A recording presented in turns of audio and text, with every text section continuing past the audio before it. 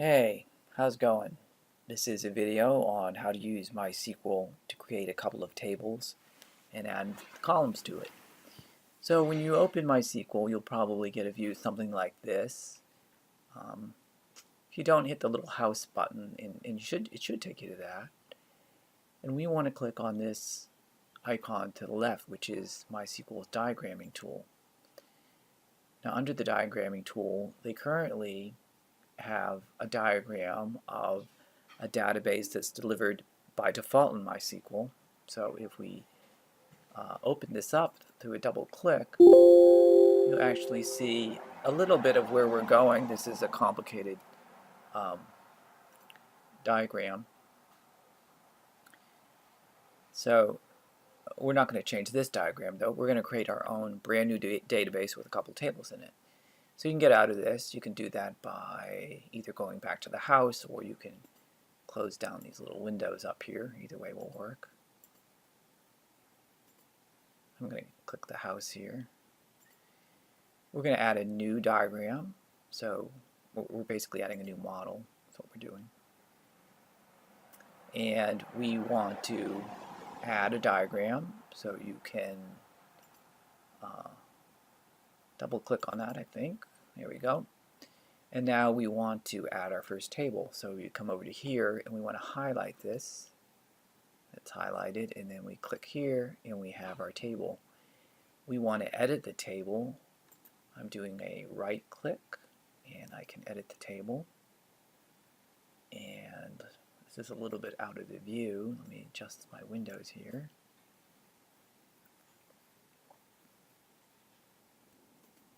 Alright, I've adjusted my windows. It's kind of compact there, but I think you can see it. So this is the name of the table, and I'm going to call this table, I'm just kind of making up an example here. So I'm going to call this table student, and it's going to be a table that stores students in it. And then I have columns, and I'm going to create a column. They're calling it ID student. I'll just change the name. I'm going to call it student underscore ID. It is a primary key. We'll be talking about this later. It is not null. It's unique.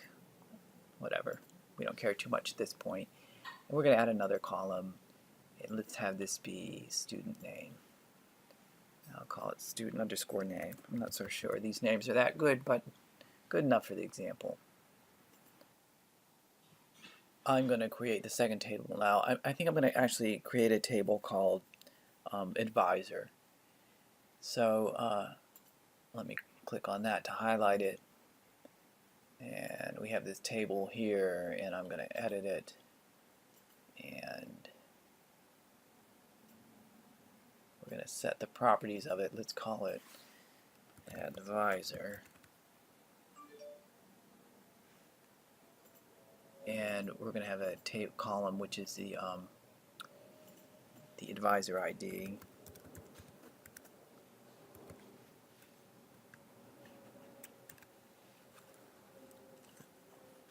And let's have another column which is the advisor name.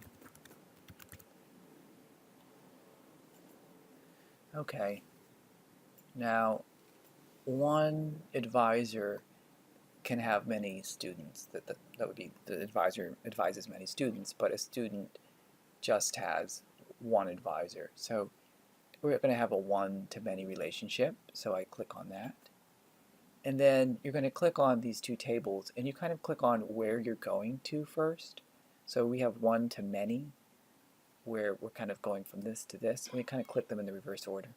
So I click on student table and then the advisor table, and it's created a one-to-many relationship.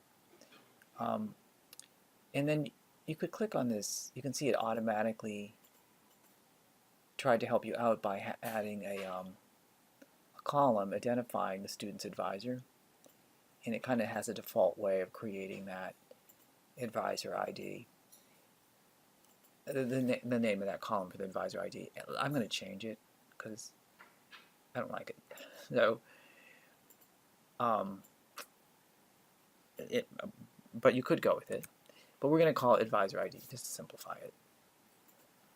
And there we have our diagram, and we could take a snapshot of this, and it kind of says what we want to do.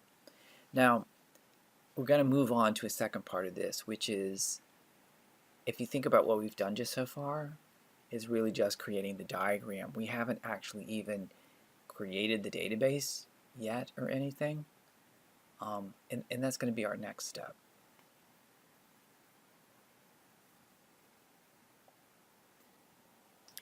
Okay, let me just give you an example of what I'm talking about here. So it almost looks like we have this table set up for advisor and student, but we don't really. We're just working in a diagram. And for example, if we go back to the opening page of MySQL and we jump to where we have our databases, if you look in here, you don't actually see MyDB, which was the name that we had in the diagram. Okay, so I'm switching back to the diagram, which I can do through these tabs up here. So the next step is we're going to kind of do two things. One, we want to get a script that contains all the SQL instructions for creating this database we laid out in this picture. And the second step we want to do is to take that script and use it to create a database. So we're going to kind of do it in those two distinct phases.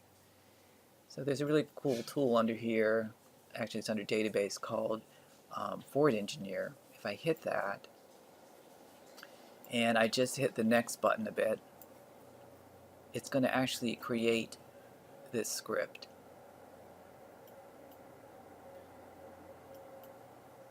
And here it is.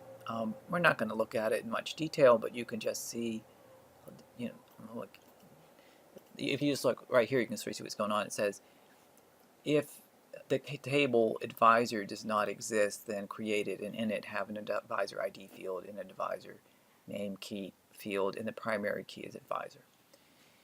So this is the script, and we can do stuff with this. So let's copy the script.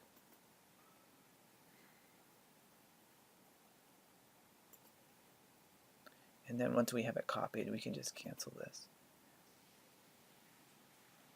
Okay, now I'm going to go back and switch to the MySQL database where I'm building stuff up.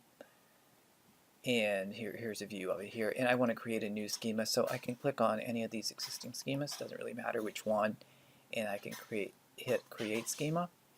I'm going to call it MyDB because that was the name that we used in the other, in our diagram, and we probably should have renamed that, but we didn't. So I'm going to hit Apply.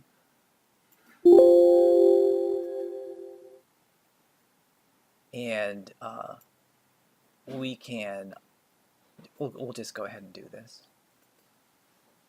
And finish. And we should see MyDB there. We do. Next, we're going to create a SQL script. You do that through this icon here.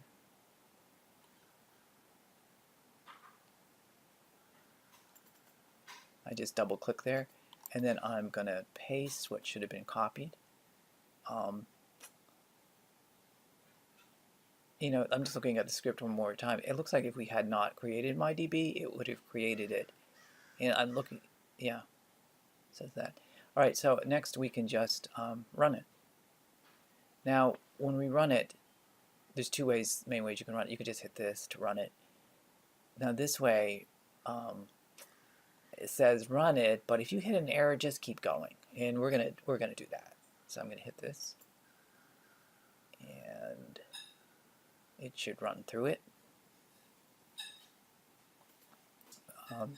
To run through it, just to explain this more clearly, this kind of is turning on and off whether it should check, whether it should keep going after errors. So we're going to turn that on, and then to actually execute it, then we hit the lightning bolt, and it'll actually do the work.